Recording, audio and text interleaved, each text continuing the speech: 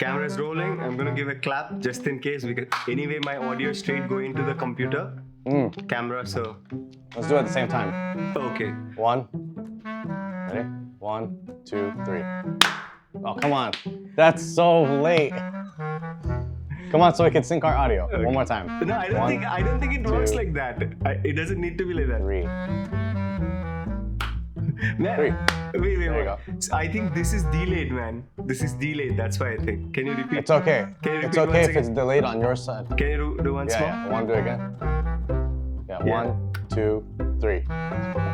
Aditya, bro, what are you doing?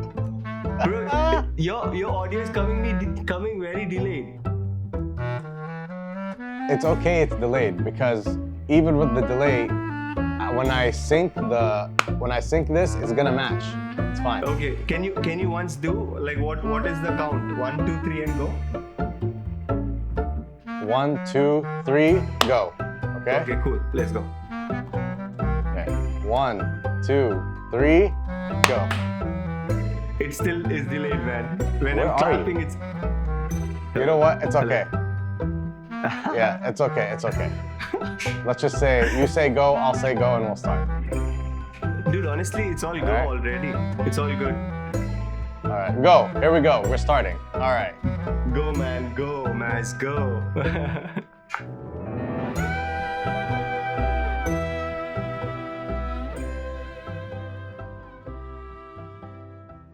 Awkward. Start. Let's go.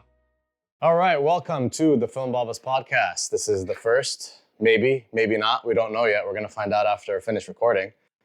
It might be good. It might be really bad, and we're gonna find out at some point. So, welcome either way. My name is Maz. So I have my friend here, Aditya, who is a DP, and really is just an all-around filmmaker who's very, very good. If you haven't checked him out on YouTube, Aditya Varma. Trust me, you are not going to regret it. So we're here. We're going to be talking about a lot of different things. Probably, go off on a lot of tangents, but mostly things revolving around filmmaking, the creative industry, cameras, fun stuff. But yeah, so today's topic is going to be, what do we say? 5 favorite cameras. That's where we're going to start. We don't know where it's going to end up, but that's where we're going to start with it. Man, I got my first digital camera, like 12 years ago, I think. I was in Delhi and I was assisting a guy and I had no cameras and I was dying to get a camera and I borrowed some money from my brother and some from the guy I was working with and I bought my first DSLR. It was Canon C80. At that time, I think it was the APS-C camera, which was like really good in the market, and like it just got released. And I saw this like beautiful ad they made with the camera, and then I was like, oh, I'm gonna buy this 60D. And then I gathered some money and I borrowed some money from my brother and my friend Ritesh, who I was working with, and I bought the camera. Okay, dude, that camera literally changed my life. Second day into buying the camera, you know what I was doing? What I wanted the camera for was shooting my own photos. Okay, shooting my own photos. And dude, you wouldn't believe this. There was a flip screen on it, and I would see myself, and there was a record, like there was video in it, and I wasn't ready for it, dude. I wasn't ready for video in a photo camera, okay? And I had no clue before that, like, oh, these cameras have video and stuff. And that was the first camera I remember Canon actually introduced like really professional good video into a consumer level DSLR cameras. And dude, I recorded video. Dude, my life changed, man. You wouldn't believe. I got so intensely into video. I stopped shooting photos and I was like shooting videos of mine. And dude, there's this short film called Dream. I started making a short film where I was shooting myself with the flip out screen. I was the actor, I was the writer, I was the director, I was saying the dialogues, I was doing voiceover, and I would go meet someone like in the character, and then that guy's also me. It's like crazy. Everything was me. Dude, I made this entire short film with it. Dude, you won't believe. You know how I would record the dialogues or record the voice? I would bring the camera closer, and then I would put it in a shelf where like like everything is closed. I put my face in and I record the audio so that the audio is clean, and then I dub it, like I put it on the timeline. Dude, it was crazy. And that video, I remember, I took it off of my YouTube channel. You can't search for it now. I'm so embarrassed about it. I remember that was my first video, and I got 1,000 views on it. And famous, people went 1,000 crazy. views. And people were like, "Wow, what a short film you made!" And dude, it was so good. It was so good. And dude, that's it, man. That's it. And that from that moment, I was shooting so much video with that camera, And before that, I did not know much of cameras. And for me, like I come from this place called Tirupati, which is in southern part of India. Man, we are not bought cameras. Like my parents, like all they can afford is like, oh, you literally get one phone just for studying, and then you go out, study, and you earn everything by yourself, right? And at the age of 26, man, I bought my first camera. Okay, so for me at least, 60D was my favorite camera ever. Will be, man. So people understand how long it's been. I'm 38, man. I'm 38. You are not 30. Shut up, you're not 38. Dude, shut up. Look how young you are. Look young. Dude, you know. You got that good skin, man. Look at you. What? Dude. Yeah, no, you're not. Honestly, I'm not even joking. I know how old you are, but I forget a lot about how old you are. It doesn't register because, you know, for me, every time we talk, it's like, you know, we're the same. And you're not that much older than me. You're like, the difference between you and me is like me and my younger brother, you know? So I'm 34, so there's only 4 years between us. It's not that much. But like, so 26, that's not even, so a lot of times people will think, oh, it's so late for me to start doing, and you're working on feature films, you're really like, you're a DOP, like you're real. Like, this isn't like you do this seriously. This is your job. This is your career. You know, so for anyone out there that's like, oh, I'm 26, 27, I'm 30, it's too late for me. It's not too late. This guy went and picked up a Canon 60D when he was 26, and here he is, feature films, you know? So I just wanted to throw that out there for people so they understand, like, you got time, people. Yeah, it's crazy, man. Like also, I feel like I really got lucky with my life. I really know it's like something that this is all I know in life, you know? It's not like I had any other choice. This is all I knew. Only thing was, it came to me really late. I always wanted to be a filmmaker, I'll be very honest. I just went in like wrong paths. I had to study accountancy. I had to do like masters and diploma in accountancy. And like at 26, I realized. Yeah, look at this. Look how smart he is too. No, dude. Look at this guy. Dude, trust me.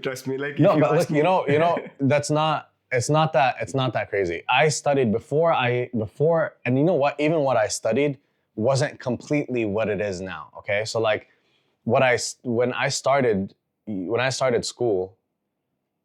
University, I started as studying civil engineering. I did civil engineering for 3 years studying. You know, I had another 1.5 years left, and then I decided, no, I'm good. I don't want to do that. I don't want to do that no more. You know, and not because I didn't like engineering. Engineering's nice. I like math. I like science. I like, you know, building things and taking things apart. But I just didn't see myself like, you know, sitting at a desk and doing math and trying to engineer something. Like it just wasn't going to happen. That's not the path that I was going to take. I knew I wasn't. So I started over. I went back to school, back to zero, and I studied advertising and graphic design, which was 1 degree, and then animation, which was my 2nd degree. So I did a double major. It took me 5 years to finish it. So I spent 8 years in school, basically. The first 3 years of civil engineering. So what was your age when you actually shifted to, like, say? So 2009 until 9, 10, 11. 2009, 2010, and 2011. Those years from the beginning, from like, you know, early 2009 to 2011, I was doing civil engineering. Halfway in, I switched. I applied. I had to make a portfolio with some drawings, with photography. In fact, I got into the school. The acceptance rate at that school was like, I think it was like 40% or something at the time when I applied. And because it was the only like genuine art school in my area, like there was no, like you'd have to go to a completely different state, you know, which is it's crazy. It's like far. You'd have to go really far to a completely different area to find a school. So the acceptance rate was low. And I got in based on my photography and drawings, which by the way, were not good. Let's be honest. Like I look back and I'm like, wow, this was trash. How did I get into school with with this garbage? But at that point I started over. So by the time that I was finished, I started probably there. My first year was in 2012. And then I finished in 2017. And then I ended up, this is crazy, it was super random. I worked at a small like design firm. It was kind of like, 4 people. It was only a few people for like 2 years. And then this is where it gets really weird. I started working in the oil field at a oil company. Yeah. What the hell? So this is the story. My friends are petroleum engineers. I never knew this, man. My friends are petroleum engineers. So when they started working, they were in a different state. I was studying in Ohio.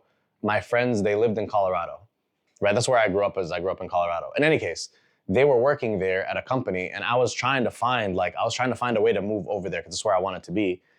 And I was like, you know what? I'll take any job right now so I can work over there for a while, and then I'll find something design related. Well, I ended up going there, and they're like, yo, so we have some openings at our job if you want. But it's not easy. It's not easy work. And I was like, whatever, let's do it. Let's go. It's something to get me over there. So I started. It turned out it was an oil company, and I used to work in it was like negative 21 degree weather. It's like 16 hours. Yeah, it was. Where was this? It was crazy. This is in Colorado. So it was something. Oh, okay. Yeah. Is that cold there? Yeah. In the winter, this is December something, December 14, 15, something like that, like middle of December. It was snowing, and like the average temperature at night, because it was a night shift, so the average temperature at night was like negative 15 to negative 20, something like that. And we were just out in the cold the whole night. It was rough. So when did you actually buy your first camera? I bought my first camera. What was your first camera? 2000. My first actual camera, DSLR, was in 2008. And that was, I still have it actually in my room upstairs. It's a Nikon D7100. Cool, what a camera, yeah. Yeah, it was a good one back then. It was like nice. That was a nice camera. Okay, let me ask you this question. Yeah. How come? So D7100, so you had say 70D or you had an 80D, I guess. Oh, 70D or 60D, I guess.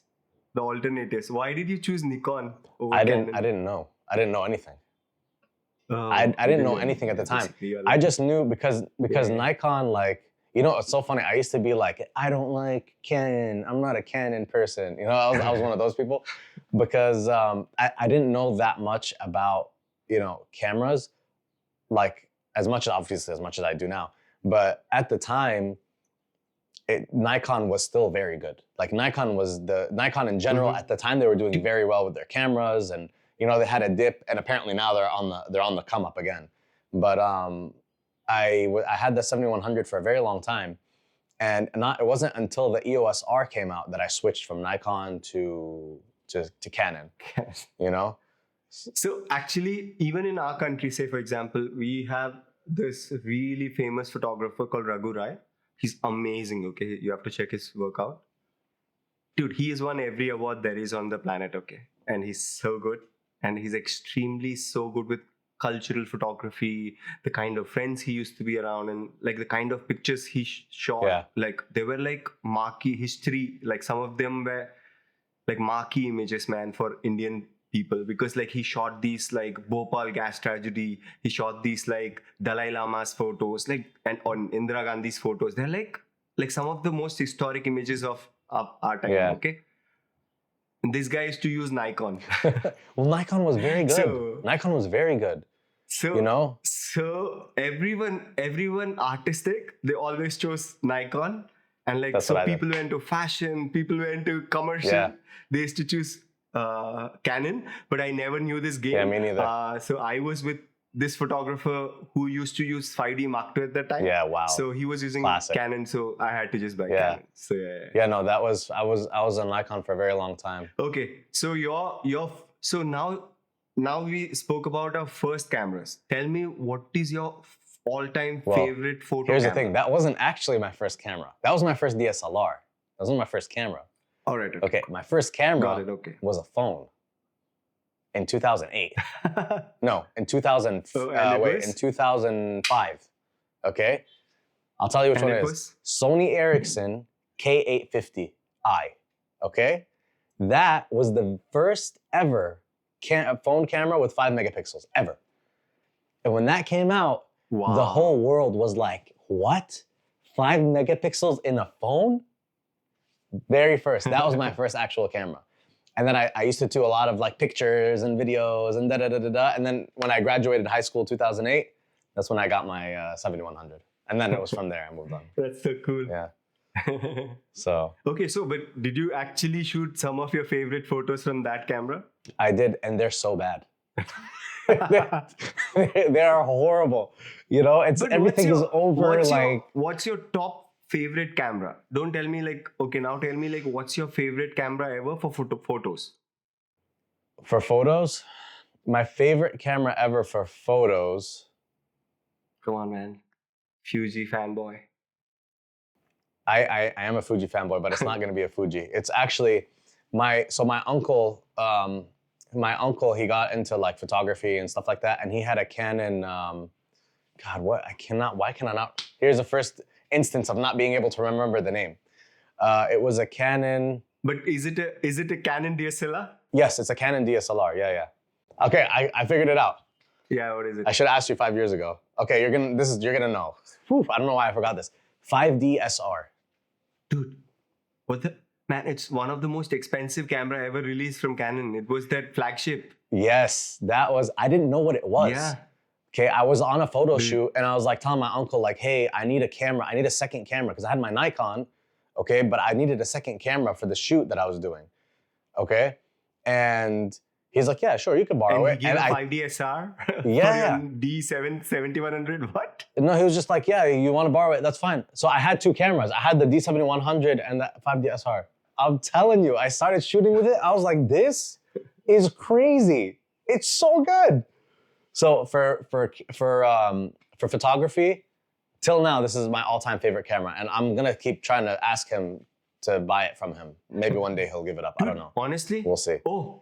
Because I just the quality that comes out of it is beautiful. Even today, I think you can use that camera and people will not be able to say which camera you've used. Because it's 150 megapixel. Two, I'll tell you why that was very good, like the 5D SR model especially, because it did not have the AA filter that Canon always puts. Like Canon is known for their soft image. So for beauty, for commercial, they always use Canon cameras for a reason, because they put their AA filter which softens the image. So to remove the anti-aliasing, to remove all those moire and all that. So they kind of removed that on 5D SR. And this was the first image and it was like genuinely targeted towards like landscape people. And dude, like those 50 megapixels at that time looked like because the monitors were still 1080p, they were like maximum 2K. And dude, these 50 megapixel images looked insane. Like they looked so crisp, sharp. Oh, it was insane, man. Yeah, I agree with you. And I remember my boss at that time, he used to have a 5D Mark II, and then he upgraded to 5D SR. Dude, like the switch from 24 to 50. It was crazy. It was so good. It was so different. Yeah. It's just not, even till now, it's so nice. Yeah. And that was my favorite photography camera. And the thing is, like, I know everything is hybrid now, right? You have photography and video all in the same. Everybody wants one package and whatever. But listen, man, when I tell you, like, when it comes to, like, we're from the DSLR days, so like we had to figure out what was gonna be better. It was never like, oh, this package has both, you know? So for photography, like till now, my all-time favorite is the 5D SR. Hands down, I love it. It's a beautiful, beautiful. Everything comes out of it is beautiful. So that's your favorite camera, 5D SR? No, it's my favorite photography camera. Got it. For photography, only photography. For video, you can guess which one is gonna be. You tell. X-T3. X-T3, cool. What a camera, yeah, man. For me, when the X-T3 came out, The X-T4, don't get me wrong, very good camera. And now even the X-T5 is not bad. Although it's more for, photo, it's like photo focused. But the X-T3 changed everything for me, everything, when it came to video. You know what I mean? You could not get that package for that price anywhere, ever. Because at the time, the competition was the EOS R. And although the EOS R was a full frame, the EOS R was like handicapped, hardcore. That also, by the way, I love the EOS R. It's such a nice camera. Until now, it's amazing. But it was so handicapped. So when I found the X-T3, not only is the image out of the X-T3 beautiful, because Fujifilm, right? That's like their thing, is image quality, like the color science and all that kind of stuff. But dude, to be able to shoot 120 frames in 1080, and it was good 1080, like it wasn't bad 1080, and to be able to shoot in like 4K 60, to be able to have all these different like codecs, and the photos are amazing, and the film simulations are amazing. I mean, dude, the X-T3 was a game changer. Yeah. It really was. Yeah, as I said in the beginning, yeah, actually X-T3 was really a game changer for them. Because like, see, I didn't like what they did with XT series, man, honestly, at this point. Because they made it like weirdly like, or they segmented it like for photo, and they did the segmentation too, like it's too weird, man. Because at that time, I remember X-T3 was their flagship. Yes, it was. They put everything what they had into the camera. They had nothing to save it for, right? Like for Canon, Sony, they always had their cinema cameras. They always had their own like photo cameras. And then they had like 1D series and they have like 5D series. They always had to segment. For these people, it was just X-T3 because they had to go all power, full power into it, right? You have to go all in. Yeah. And then, man, X-T3, X-T4 also, like, honestly, X-T4 was basically the same sensor as X-T3. Literally, it was with a flip screen. Well, I think they wanted to make a shift. It seems like they wanted to make a shift. I was surprised too, because I always thought, the XT series, that was their flagship series. Yeah. But I mean, I guess they switched it out now. Like their flagship series is now the XH series. Yeah, see, my thing is, I think they now use XT as their hybrid camera, mostly for the photographers, photocentric, and XH2S their actual video camera until the GFX thing comes, and the XH2S is their high-end hybrid, which can take like all kind of weathers, which is their like say 1DX kind of. Yeah, because even the XT. So the XT has the XH2 sensor, the XT5. And the video is not bad. Like if you're doing like, okay, let's just make something clear. When we talk about like these sensors and stuff. Can you repeat the name? Is it XH2S? Is it XH2S or XH2 you're talking about? No, the sensor that in the XT5 is the same as the XH2, not the XH2S. Yeah, correct. So they're two different. The XH2S is correct. A stacked sensor. The XH2 is it's just their normal what's it called, sensor. What's the name again for the sensor? Remind me, I forgot. Oh, it's a X-trans sensor. Yes, there it is, X-trans sensor. We told you we forget a lot, you guys. You have to believe us. So the X-trans sensor, and then you have the stack sensor and the XH2S. But for 99% of people, honestly, 99% of people, if they're doing video stuff, and it's not like you're not doing any like commercial stuff or like doing things like in extreme, conditions, very dark, very light, very what, you're not, XT5, the video quality out of the XT5 it's not bad.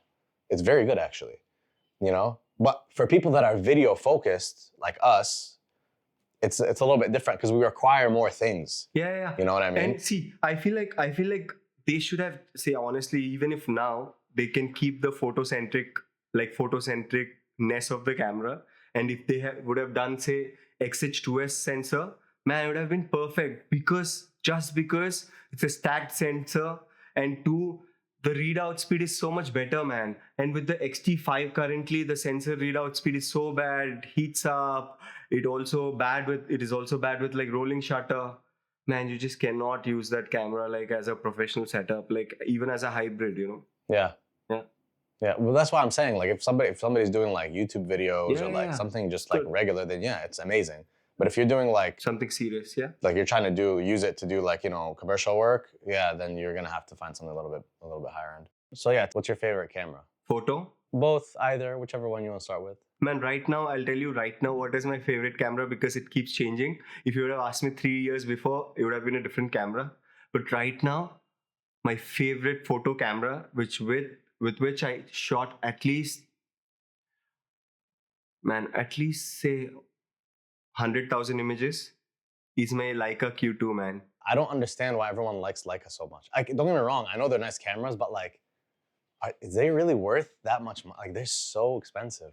So basically, why it is my favorite camera is also I'll tell you. So basically, I've always been looking for something which is very small and handy, and which is as good as my other cameras, right? Like which has like the best image quality, which works really well and stuff, and which inspires me to like shoot a lot, right? And I bought this camera called X100V, Fujifilm X100V. I don't know if you know or not. Yeah, of course I know. Dude, I love that camera so much, so much. And I wished it was a little wider, okay? It was a 35mm camera, and I wanted it to be a little wider because by then I already know that I wanted something at 28, 30, that kind of a focal length. And there was this attachment that Fuji does, which can do WTL, I think, or WCL. It's an attachment called WCL where you can actually get the wide angle field of view. Yeah. But dude, like that had one problem. So every time I screw in with the WCL thing, the auto focusing wasn't that great. And also I wasn't like, and the camera wasn't good with manual focusing. Okay, if it had like good manual focusing, it would have been fine. And it was so perfect. The size was perfect. The colors were perfect. Everything was perfect. But then, man, my search wasn't ending. I was like still looking for like a camera. And then I saw in the market what was there. There was only one manufacturer who was making a 28mm focal length point and shoot camera.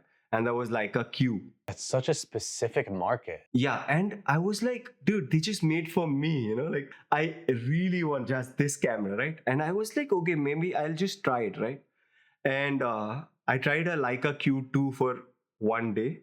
Like I just tried it for one day from one of my friends, and I put it on monochrome. Even with my X100V, I used to shoot on monochrome, and I would come back home and edit the RAWs with color, right?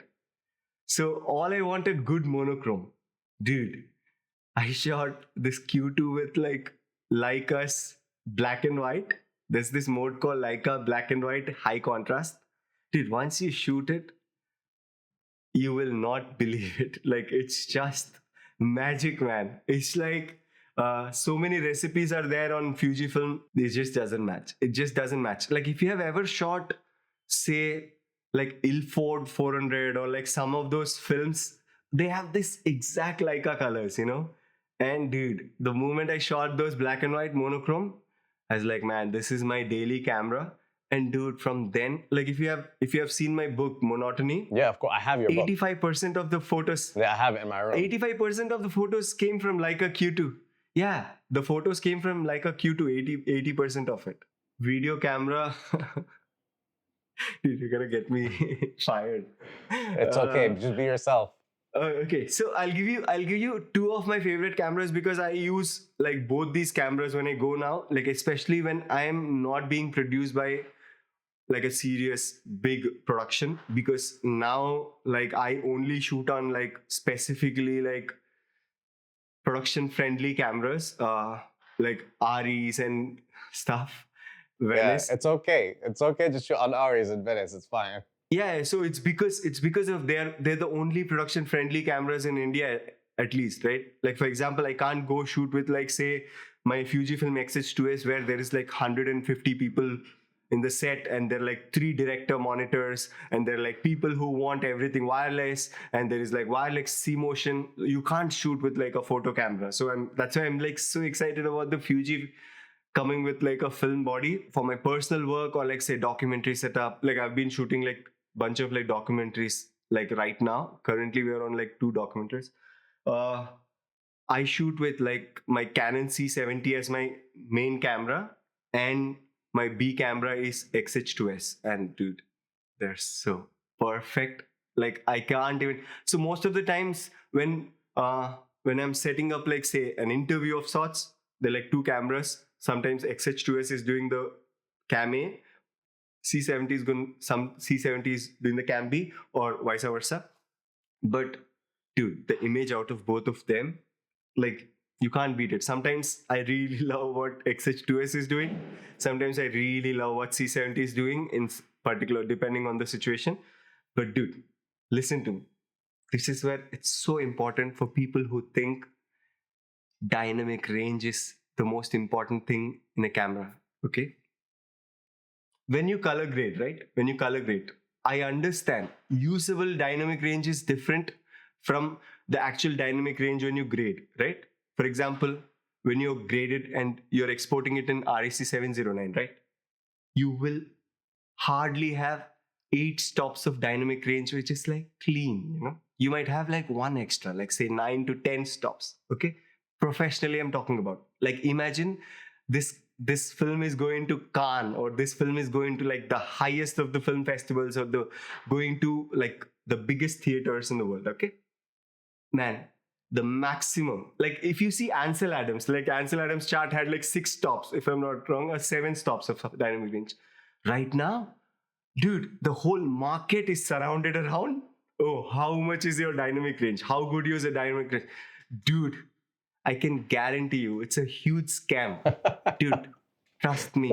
It's just like something that will not come across when you're actually final grading.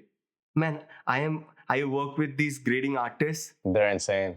Dude, they just don't even care. Yeah. Like, dude, they match GoPro footage to Arri Alexa LF Mini, you know? That's crazy. So it's just like, dude, just now you cannot like, and people have been shooting with like iPhones, and they've been grading and making it look like LF Mini's B-roll, you know? Dude, and why I love XH2S and C70, I'll tell you. Because these are the only two cameras which actually takes 14-bit image and then converts them into the 12-bit or 10-bit Final image. image. You understand? So the colors are so different from, say, for example, your FX3 camera, which takes a 12-bit image and then it down recesses to 10-bit MP4. There's a lot of difference in that. Like if you actually start looking for this, like there's this beautiful video, I'll ask you to like link it. Man, dude, this guy has broken it down so perfectly, okay? So perfectly. Yeah. And also this 14 stops of dynamic range, right? Or 15 stops of dynamic range that people call. Dude, the numbers, when they increase, they're not increasing at the highlights level. Yeah. Okay? They're increasing at the shadow level. Yeah. Oh, and the amount of noise you're gonna get there, like at the moment it's something. I'll tell you, when people decide to make these cameras, right? Like a company like, for example, Canon or like Fuji, when they decide to make a camera, they jot out what are the compromises we have, like how much torque power we have for the camera, like how much processor power we have. So they have to figure out, oh, what are we compromising? They cannot make in this small camera, they cannot make this like Arri Alexa 16 stops of dynamic range Dynamic versus range. this. Yeah. Yes, you cannot, because they have like 3 computers, because they have that much power, and they have like heat dissipation, they have like different fans, they have like bigger body. So they have a lot of computing power and cooling power to make sure it stays. Yeah. Yes. And even then, that camera is still a rolling shutter camera. It's not a global shutter camera. The Alexa 35. LF Mini is a rolling shutter camera. So it's a global shutter camera. So even for them, they're still going with a compromise. You understand? And that's Arri they have to compromise. Yeah. So every time when people say like, oh, dynamic range, man, that's why, man, you have to link this video. It's actually going to be very clear. Why I love XH2S and C70 is, personally for me, like I'm so used to like the dials and everything on C70 for inbuilt NDs, so easy. And then with XH2S, I've been a Fuji fanboy, and I love the Fuji image. Like as soon as when I'm sitting and grading on F-Log 2, dude, it's just like smooth. It's beautiful. Yeah, it's smooth. I'm not gonna lie, it took me a while to get to adjust to color grading on F-Log, but when then I got it, I was like, this is, yeah. you know. And then now I'm trying to understand the best way to edit, to color grade F-Log 2 footage. And you know, I'm not gonna lie. Also, I still haven't figured out. I've asked you about this too. I still haven't figured out how to properly edit Fuji RAWs yet. They're just different. You know what I mean? Fuji RAW photos it's not. Yeah. It's not for the faint of heart. Let's put it that way. I'll tell you. So when I first switched to Fuji, right? Like for example, 5D Mark III, I remember. I sold my 5D Mark III because I was so angry with Canon because they keep crippling video, everything. Yeah. And they didn't have 4K at that time. And they had 4K in 5D Mark IV, but like it was crop mode or something, and the rolling shutter was really bad. Even until the EOS R. I bought X-T2 selling off all the Canon full frame stuff and bought X-T2, okay? Dude, day 1 to day 10, man, I'm having this buyer's remorse, regretting my purchase of X-T2. Dude, because you open these RAF.RAF files on Lightroom, you're like, and you're like, what the hell? What have I got into, dude? What have I got into? Like, absolutely. Dude, day 11, I started getting used to the files. I started getting understanding, oh dude, this is so much smoother, you know? The skin tones look like the highlight roll-off is so smooth, so much nicer. And dude, like, and you get used to the simulations and all this, man, it's just another world. The simulations are very nice. There is one that I found recently, okay? What is your favorite simulation? You know, and I was gonna get to this. There are so many really good ones.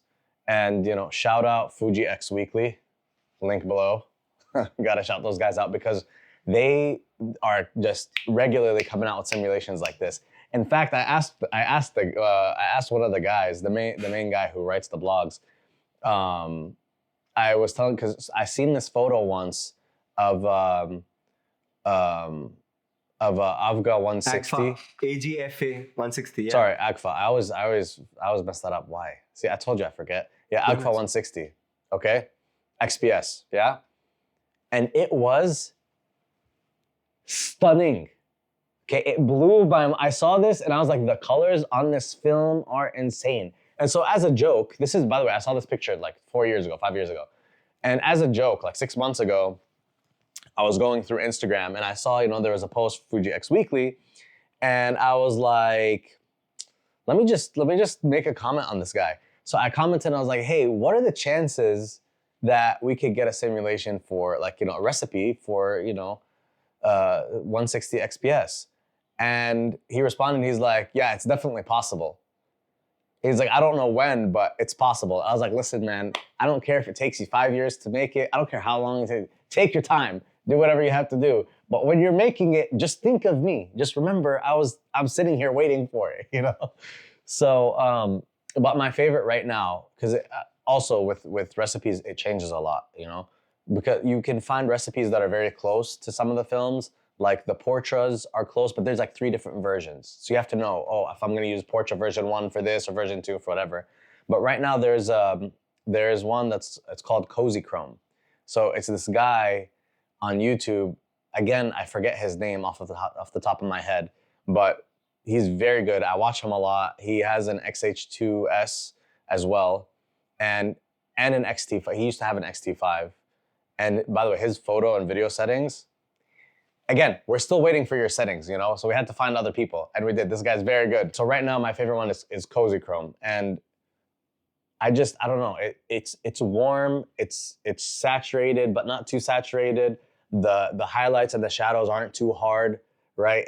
I'm gonna have to just show you, Aditya. I'm gonna have to just show you the thing and the simulation. Yeah. But that one's definitely one of my favorites. Man, I'm so excited to use it on my GFX. Yeah, it's so nice. I really like it a lot.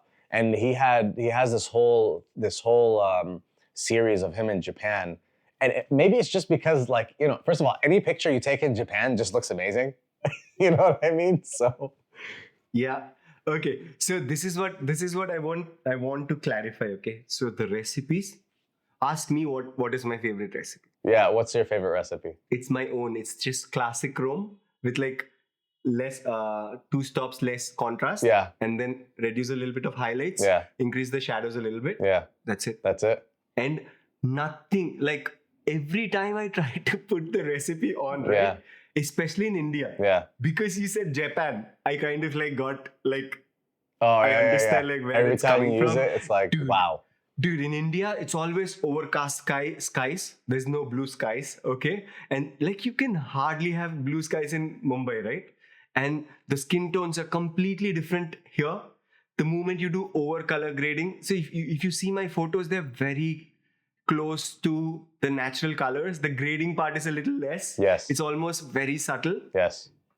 That's why, man. That's why I had to make my own Fujifilm preset pack. Yeah. So I now like spiritually shoot it on like this classic chrome thing. I bring them all in the native settings on Lightroom. I still use Lightroom, man. So many people, they hate Lightroom. They use CaptureOne. I still use Lightroom, by the way. I only use Lightroom. Okay, so I did, just not to sidetrack us too far, but I was doing, I read a thing because I was trying to figure out, should I just jump into CaptureOne and start using it instead of Lightroom? Because I use Lightroom for everything. So Yeah. I didn't know. But honestly, if you use Iridian X Transformer or DxO, or there's a lot of them out there to what's it called? Yeah, Iridian Transformer. Yeah. Iridian Transformer is, I don't know if it's free or cheap. It might be just free. I can't remember because I got it for so long. $30. Yeah. It's not very expensive. And it'll fix the images like this and you just pop them into Lightroom. There's no need for CaptureOne. CaptureOne is nice, but ultimately there are things in Lightroom. And look, I don't like Adobe. They're like, bro, they're like freaking like the devil of corporations, okay? But they're so good. You know, like they're very expensive. Their thing right now is like $60 a month. It's ridiculous. 60 American dollars. It's insane. It's a lot of money. You know, and you obviously you can't buy it straight out. But it's just, there's so much. They've been around for so long. There's just things that you can do in Lightroom and with, you know, with like crossing over to different platforms like Photoshop and Illustrator and all these different platforms that you just can't do in CaptureOne. Man, honestly, I don't think I'll ever shift to CaptureOne because I just don't just shoot Fujifilm. I have like Leica, I have Fuji, I have Panasonic. Like I kind of shoot like every brand there is. So for me, like the workflow that I got used to from like ages now, I just cannot like immediately change. And also I also have a company which makes these LUTs and presets. And like for me, I'm constantly evolving, right? Like what presets I made in like 2000, like say 2020, 21, now they're like fully, absolutely obsolete. Like 2023, the updates that you have right now that I have, like I keep updating, they're like 2024, like they're this year. And then I'm constantly evolving with the preset pack. So that's why someone asked me like, dude, isn't it like easy to like just like download your presets and make their own preset pack?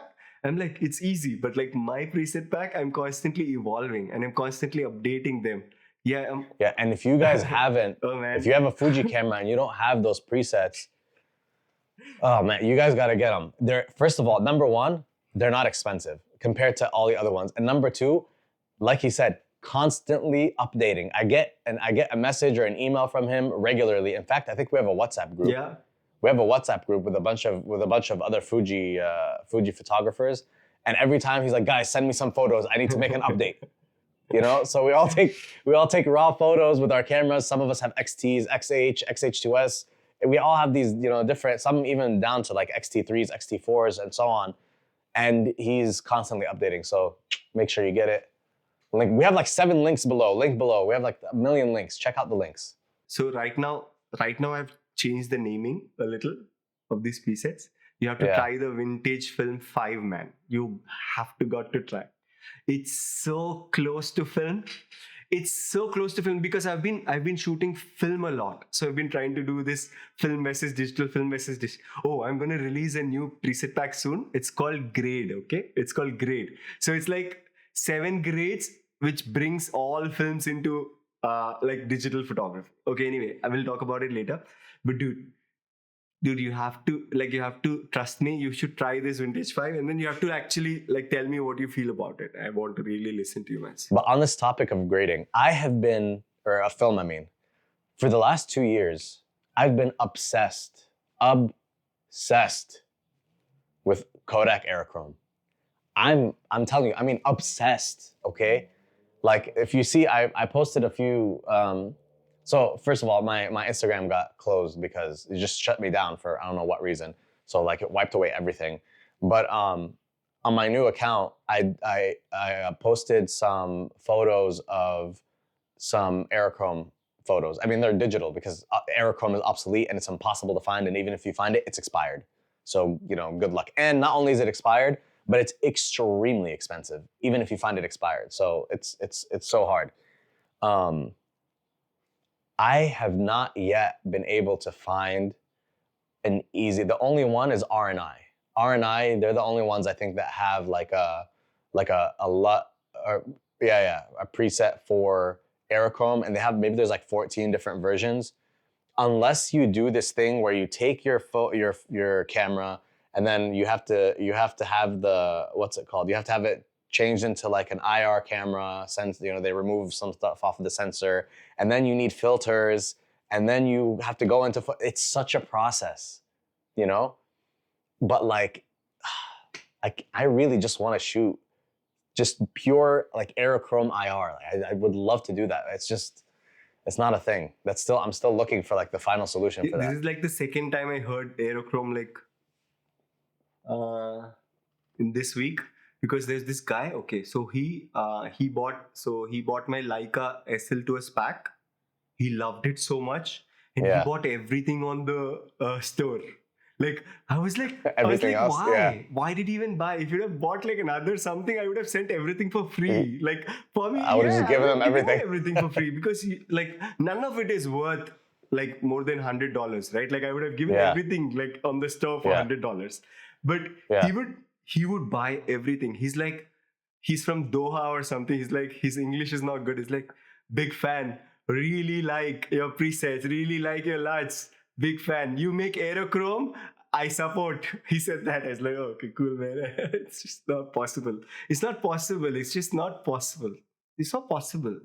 It's like, no, Aerochrome is a tough one. Millions of things, man. It's just not easy, because it's not one sample, right? Like you remember, like during lockdown, I had sampled some 5,000-6,000 images of mine to make one preset work on each one of them, right? So that's what it's called.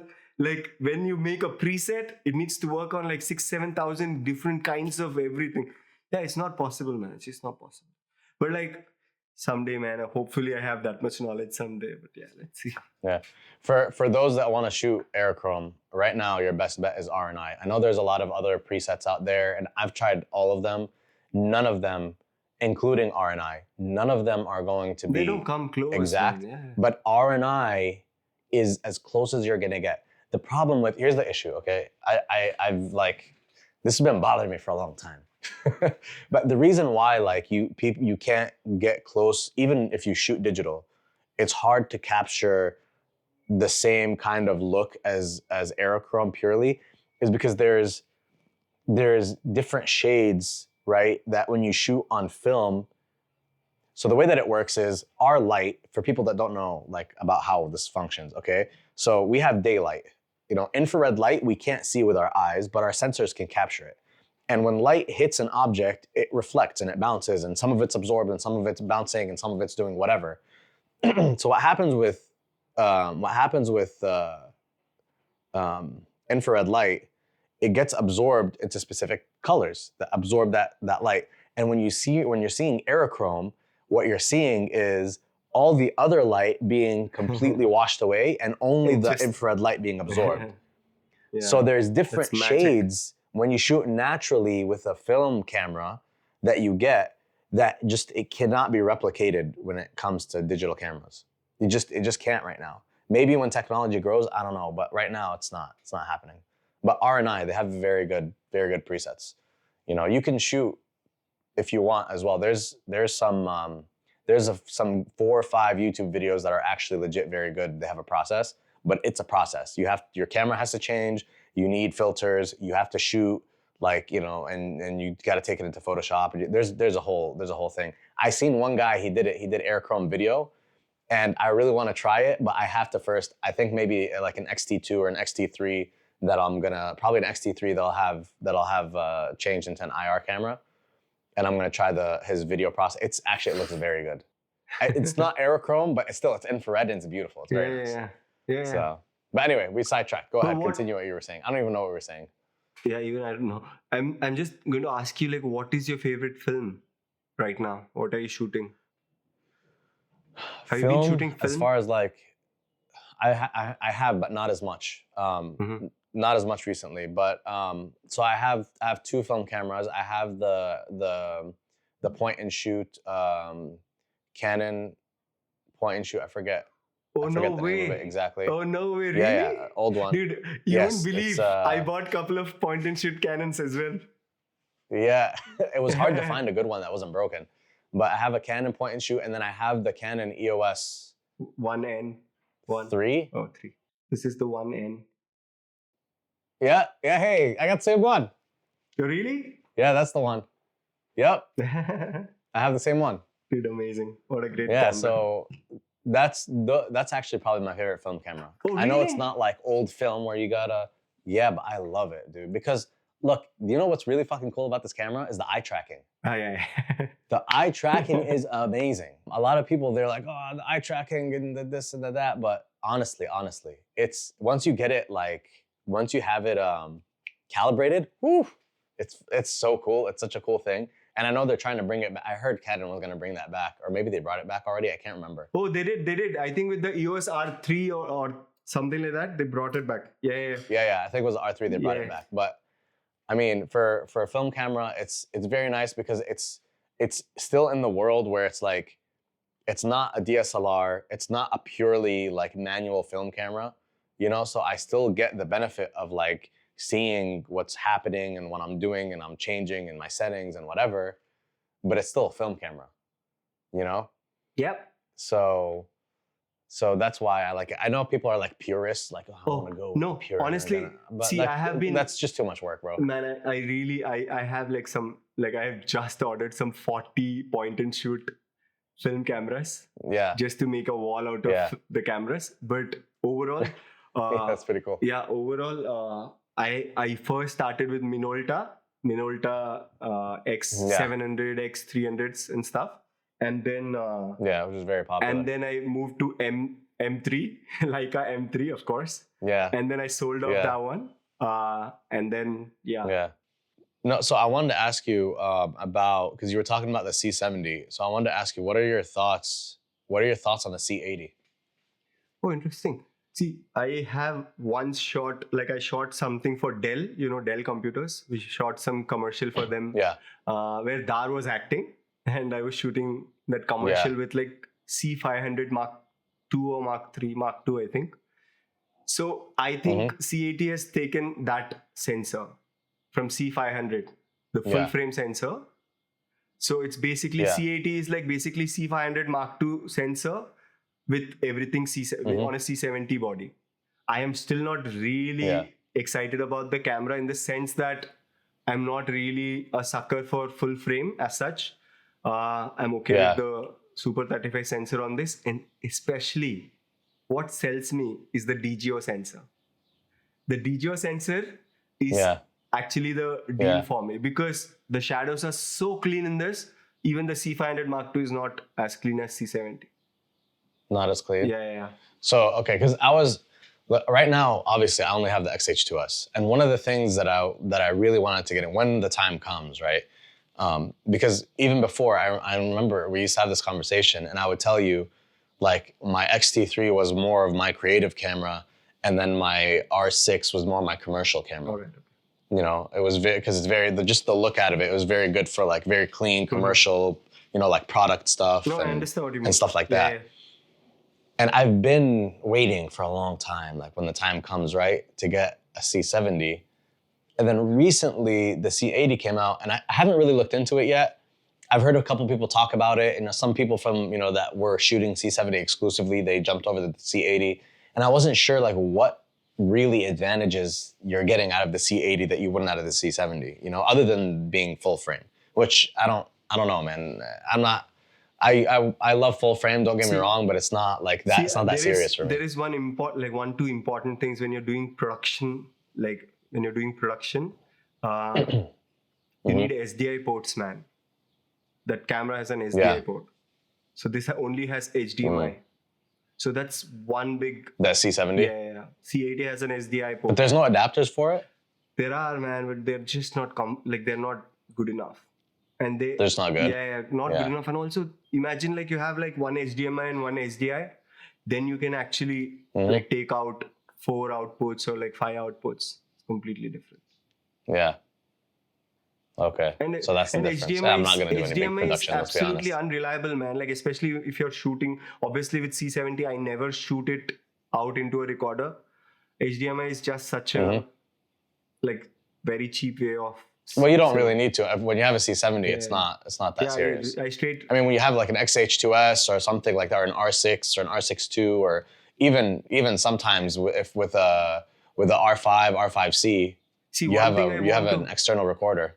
One thing I want to actually test out, maybe you can put it on the screen if it is or not, is if it is a DGO sensor, then I'm really interested in that camera. If it's a full frame and I'll check. DGO, then like it really interests me because of the SDI I'll port check. And also the thing, Yeah. In fact, why don't I just look it up? Yeah, oh, man. Who says we can't look stuff up while we're sitting here? You know? You can keep looking it up, and honestly, we break all the rules. Things, man, actually, like, which can make that camera a little better. Like if it was a DGO sensor and like full frame, man, obviously you don't have to think twice. Is it? Yeah, I don't see. Yeah. Dual sensor, advanced, and professional. So far, I'm not seeing anything that says that it is. I don't think it is. I don't think so either. It's not. I can't find anything about it here. So now how we deal It's a 6K full frame, triple base ISO.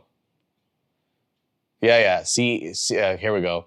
This is from CineD, by the way, so it's a reputable source. Oh yes, it is. Got it says that one more interesting EOS thing. C80 no longer uses a DGO sensor. What? Canon claims up to 16 stops of dynamic range, triple base ISO.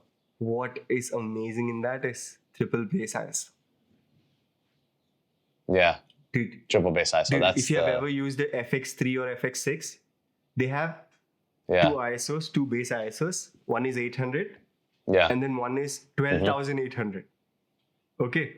Oh my God. So imagine you use ND say 5 to 10 for like 800.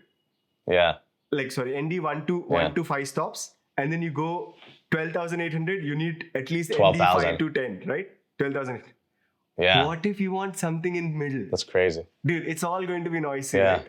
There's nothing. So imagine this guy has like, I think 800 and 3200 and like something, I don't know, something 8,000 or something. Something high, like 10,000 or 12,000, yeah.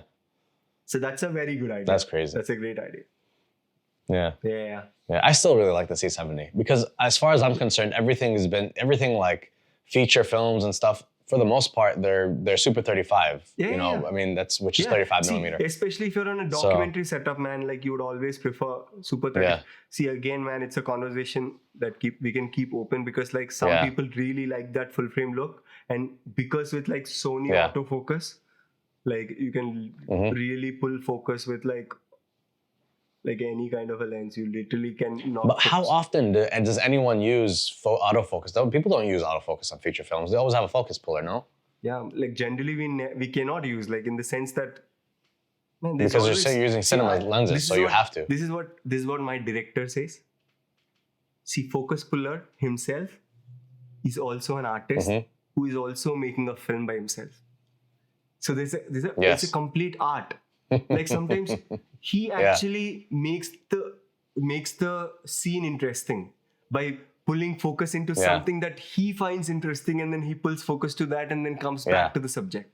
Like there are times when like my focus puller, who is like he has experience of 35 years old, and then that guy like he pulls in, and I and my director were like, whoa, Bobby, how the hell did you think about it? Like sometimes how'd you do that? He brings up like these genius shots. Like it's all his credit, to his credit. And It's all there, yeah. So it's Yeah. again like one art form. See, again, man, right now, Arya has come up with this AI based autofocus engine, which is inbuilt Yeah. with the C motion, the new C motions that they have. They actually have like this Yeah. tap focus or like they lock focus kind of. It's an autofocus for single Yeah. lenses that probably will Wow. like be the middle ground for autofocus plus this. But it's the technology will keep growing, man. But as a But still, I don't know. filmmaker, There's you will something always about a need a human. focus puller. You'll always need this Yeah, yeah. assistance. In the set. Yeah. No, we're gonna have to. Honestly, this should be another topic. Yeah. We really need to talk about Yeah. about like Where are we RE right systems now? We're talking and about stuff like focus that. pulling, and we're like, what is our favorite? I know. Cameras? I don't even know what was on our list. Do you even remember? Hold on. What did our thing say? 1 second. Allow- I have a very good question that I wanted to ask you from the beginning, man. Yes. Yes. Ask me. Okay, so like let's forget about our favorite cameras. Tell me one camera that you think is so important in history of cameras. In the history of cameras, What do you think? that's a tough one. I mean, like you're asking like a prosumer level type of guy, but I think there is in photography it's very hard because all throughout history the camera itself was just kind of a body, and the film was the sensor. The film is the thing that makes the photos. So in that sense, if you're gonna go back that far, probably you're thinking about like different kinds of film. And then when you talk about different kinds of film, you're talking about the different, if you're shooting people, if you're shooting landscapes, Ektar was a classic for landscapes. Portra, everybody knows, is a classic for people. I mean, even Fuji has some very crazy, like, back in the day, they had some very crazy films. A lot of their films are discontinued now, unfortunately. Eterna, classic, you know what I mean? But I think and this is going to be such a basic answer, but I think for filmmaking, probably ARRI, the ARRI systems in general, because coming up to like working like IMAX films and like 35 millimeter films and all that, and then the transition from like the shooting films on film to films on the digital cameras, ARRI has just been like light years ahead of everyone. Something about, maybe it's their color science, maybe it's the way that the data is processed. I don't know. I don't know what it is. It's something about ARRI that makes it special. So, but they were like a bridge between the old and the new, in my opinion. Okay, let me ask you again. Let's see on a prosumer level, what do you think is the camera that brought cinema to the whole world? Like that changed the whole dynamic, like that in like cameras to the whole world. For like, okay, so for on like a prosumer level, I think the original like OG was probably the 1DX Mark II. Should I say? Because that was the one that everyone was, but I would probably say that modernized everything, probably the X-T3. Man, I have a camera. I mean, on this level. I have a camera that everyone in the audience will agree. And that changed the entire scope of like, see, I'll tell you, when we're young, right? For us to even dream of making a motion picture, like a cinema, right? Are you going to say 5D Mark IV? Mark II, man. Not Mark IV. Mark or II. Mark II? Because I'll tell you why. Mark II? I remember it was either these handy cams which looked like disgusting. Really bad. You will not get, like, because see, for example, if I wanted to be a filmmaker tomorrow, what I do, I get whatever Sony handy cams that you beg, borrow, steal from your friends. And then you go out and shoot like, with all these transitions, everything. But it would never look anywhere close to what people would project on these theaters in the films and stuff. But dude, the moment 5D Mark II and these Canon people, they put this cinema level quality image into a prosumer camera, dude, that changed People tell millions, now. that changed people's idea of Yeah. like making film. Like then filmmaking became Films, everybody's tool, man. Like it's not like Yeah. oh, it's not like some guy in Hollywood, some guy in Bollywood can only like imagine about filmmaking. There's a specific kind of people who can make films. Then you need to do like some sort of research, some sort of understanding, learning. Yeah. But everyone, like it brought to the masses like filmmaking. I remember, man. Till now, people tell you that 5D Mark IV, like people are like, what camera should I get? I need something inexpensive, something on a budget. 5D Mark IV.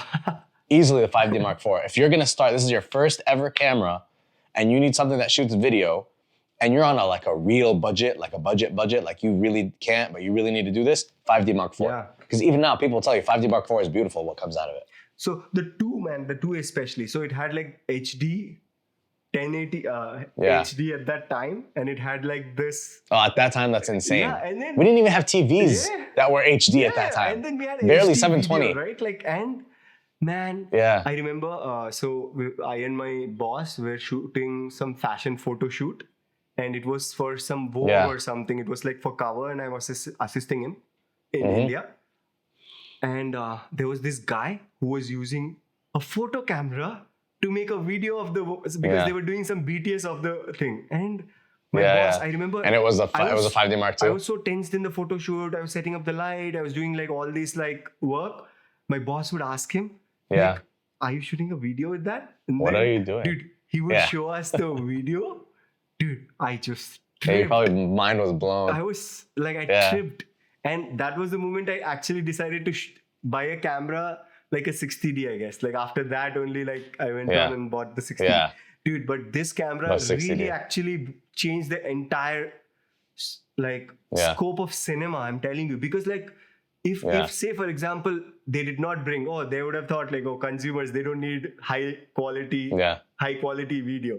Man, even now you would be shooting on like handy cams or something, like on our phones, right? Like it wouldn't ever. I had the Sony Sony Handycam. The little one was like this big. It's disgusting. The image was bad. Yeah. It was so noisy. No, but that's the thing. Like we're talking about two different jumps in technology. Okay, you're talking about when it went from where it was like impossible. Nobody ever thought you're gonna shoot a video on something like a DSLR. Yeah. Right. And I'm talking about where people were shooting on DSLRs, but then when you got into like the jump to that from the X-T3, because everything from that, in my opinion, was kind of more like small growth. What was happening when X-T3 came? What was happening in the Sony side?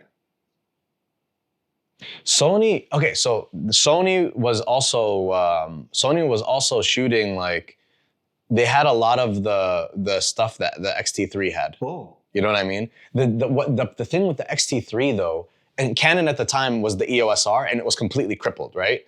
So Sony was like, I think Sony was the A7S. It might have been the A7S or A7S II. I can't remember, one or the other. And when that came out, their mind was blown. Like, oh my God, look at what, and then, yes, exactly. And then you had the EOS R, which was like the EOS R, which was like the first Canon mirrorless, like really like, big step in, but also it was crippled. Like it was completely like, the Canon cripple hammer, as they say. But the X-T3, dude, for the price of the X-T3 was like $1,000, maybe half. Yeah, half or maybe even like a third of the Sony. Yeah, and you had everything that they had. Insane image. Insane, like that. You had log. You had 120 FPS on 1080. That was clean. It was good. You had 60p 4K. You're a crop sensor, but even then it's not cropped. Yeah. You know what I'm saying? So it's like, it had and the lenses were beautiful, obviously. The FUJI lenses are so sharp and clean. And you still had all of the film simulations for people that didn't want to shoot in log. There's just so much in the X-T3. Like it made it so accessible for so many people, because even when the A7S came out, it's hard for people. It was very expensive. Like, okay, it's not going to be, $7,000-8,000 camera, right? But Man, still I'm 4 or 5,000 is a lot. I'm really scared about our podcast future because like people might think like we are against Sony or something because we are always in the FUJI and No, I love. Here's the thing. Sony's, my opinion. People. This one guy asked me the other day. Not asked me, but it was on Threads. Somebody made a post, and I'm saying, why do people still use Sony cameras? It's because they're fucking amazing. Yeah. That's why. Sony cameras are amazing. The technology that goes into Sony. Okay, here's how I look at it. Okay, this is just my opinion based on everything that I've learned.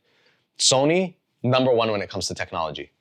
Can't argue. Their autofocus, everything when it comes to their technology, number one. Canon, lenses, number one. You cannot argue. Canon is like a glass company that makes cameras. They're not a camera company that makes lenses. It's the other way around. They make lenses and they have cameras. That's how you have to think about it, because Canon glass, their high-end stuff is so good. Like what? The RF, and then you have the RF lenses you mean? Like, for example, like all the L series lenses, like all the EF L series lenses and stuff like there's just something about the glass that they make. It's just very high quality. Got it. And then you have Fuji. Okay, Fuji's color science is special. It's more special than Canon, and it's more special than Sony. Sony's biggest, for me, in my personal opinion, everybody has their own opinion. Sony's like the thing that is like their weakness is their color science. Mm-hmm.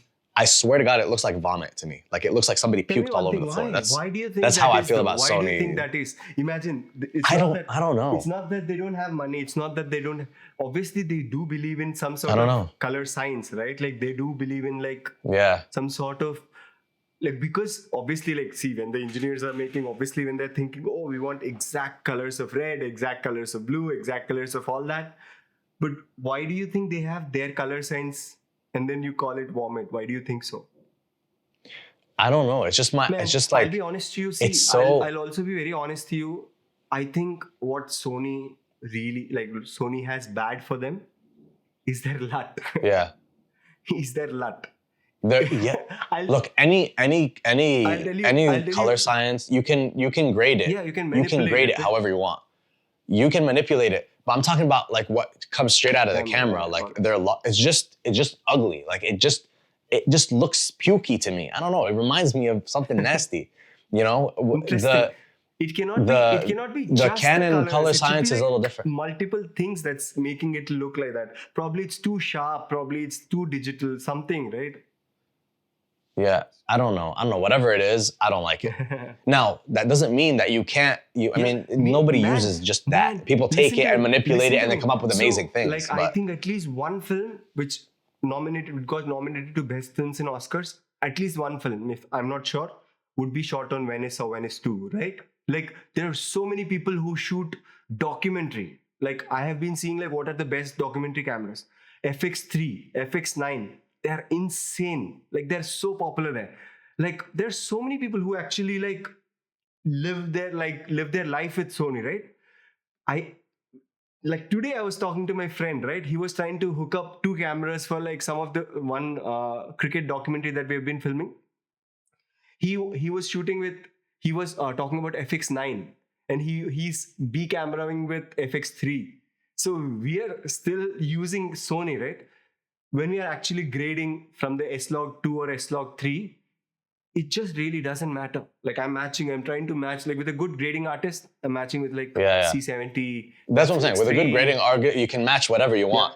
But that's we're not even talking about that. I just don't like the way it looks. And for me personally, I agree with you. See, if you give me match whatever. If you give me a choice whether to use a Venice 2 or Arri Alexa, even Mini, the old Mini, I would still choose Mini, Yeah. Because like, it's not about 8K, 6K, 4K, but image quality is not about resolution, man. Image quality is about... It's something that you can't... describe. It's something you just can't... Yes. Yeah, See, it's just... like I said, you just shoot and you feel it. This, man. Every camera has to make some compromises. I think Ari made some compromises that makes the image output look so good. All 1080s are not made equal, man. That's something that I always believe. All 4Ks are not same. Yeah. They're completely different. The same. Yeah. Fun fact fun fact, the R6 Mark 1, okay? The 4K out of the R6 Mark 1 is 100 times sharper and cleaner than the R5. 1 second, man. My AirPods is dying, huh? 1 second. I don't know how to Oh fix yeah, this yeah, now. no problem. Dude, it was so good. Yeah. The conversation. Okay, I don't can hear know, you it's for all a good. bit. Continue. I'll put the right one till then. Yeah. Okay. Yeah. We're gonna Continue. wrap up here in the next few minutes anyway. But yeah, the R6, the 4K in the R6 is so sharp and clean, way more than the R5. You know, the R5 is a little bit soft, but that's just because the downsampling and so on. Yeah, raise your hand. Yeah, go ahead. You back there with I have a theory. Go ahead. Yeah. So R6, I shot a Bumble campaign with R6. Okay. Yeah. And you know Bumble, right? Like the dating app. So I shot there. Yeah. I shot the Yeah, entire thing with like R6. Okay. And my director was so cool. He Yeah, was yeah. like, "Oh, go for it." And I love that guy. Yeah. So R6 uses the 1DX Mark III sensor, and then Yes. R5 uses, I think, 5DSR or their new sensor. So it's completely two different Yeah. ones. And that's why R6 has Different, different yeah. color signs almost from R5. Yes. Yeah.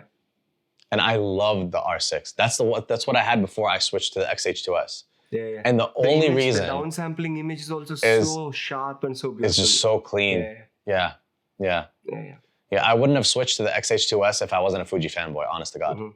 Like, Dude, that's the only dude, reason, to be because I love honest, Fuji so much. Man, I'll tell you, like with all these cameras, right? Like Sony, like Canon has all of these R8s, R6, all these. They'll never match XH2S. Yeah. Just because they all are. I don't know, man. I'll tell you this. There is this color density. I don't know how many people Yeah. can understand it. It is something that you have to feel to Yeah. understand. Density of To understand, color yeah.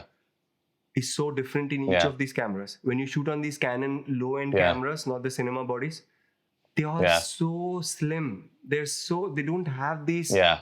depth or density in colors. It's like Like depth. Yeah, you that's see the word. Depth. XH2S, it's coming from the 14-bit, this beautiful image. Man, you can grade it and you Yeah, can make yeah. it look so dense, almost like film. That's the thing. It looks so beautiful. Yeah. And it's so nice, man. Yeah. And some of other cameras are like S5, not the S5 II. Yeah.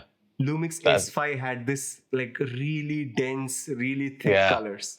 Like there are very few cameras, man. Yeah. You actually like you have to like go down this rabbit hole to find out like Yeah, which there is are. there. There's a lot that goes into it. So I know. man, But I agree with you. What is your favorite camera? Now let's condense this whole thought. right now, in this moment, like that we're speaking, it's the XH2S. Yeah, man, I agree. Everything about it is just so nice. You know, everything from, and you know what, this 6.2K open gate, even if it was 4K open gate, woo, So good. God, that sensor is something special, man. It's so nice. You have to check So- out when I became, so obviously, right, like when XH2S came, I wasn't that excited about it because I wasn't like really sure about Yeah. the stacked sensor and stuff. I got to test 3 Yeah. cameras, man, before the world could. I got to test like these 3 Yeah. cameras and I made that video. Yeah. Dude, like, man, I made like 5-minute video if I'm not wrong. Dude, but I have footage, like some Yeah. 500 minutes of footage that I can just keep watching. It's so Wow. beautiful. It's just Yeah. like every bit of it is so beautiful. Yeah. And like I and Ritika, That video that you shot, what was the video called again? it's called That you did Where Are You the Going? Yeah. with Where Are You Going? That was on the XH2S Yeah. and the 18 to 35 millimeter Sigma. Yeah. Dude, That was a good one. man, that That was, video, and this man, this just goes to show, like, you guys can make film. You guys can make movies, short movies, films that look good, that look amazing. Not like, I see a lot of short films that look like trash because they're trying to do too much. You know what I mean? Trying to do too much, trying to be big budget. Don't be big budget. You just make it simple. You have your camera, you know what sensor you're using, you know the color science that you prefer, whatever, whether it's Canon or Fuji or Sony or whatever you're using. You find the lens that you need and just go. And that's it.